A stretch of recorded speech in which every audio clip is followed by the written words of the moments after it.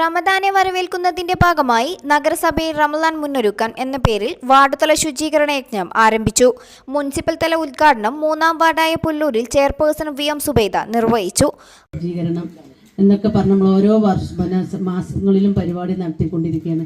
വാർഡിലെ പൊതുയിടങ്ങൾ പൊതുജന പങ്കാളിത്തത്തോടെ ശുചീകരിക്കുകയാണ് പദ്ധതിയുടെ ലക്ഷ്യം. നേരത്തെ ഓണമെത്തും മുമ്പേ ആവേശം എന്ന പേരുകളിലും ക്യാമ്പയിൻ നടത്തിയിരുന്നു. വൈസ് ചെയർമാൻ VP ഫിറോസ് അധ്യക്ഷത വഹിച്ചു.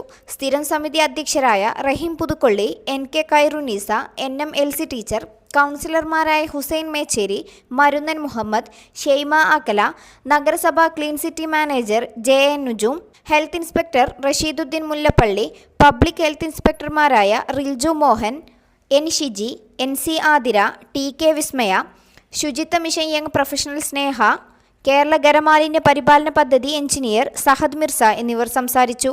BM news, Manjeri.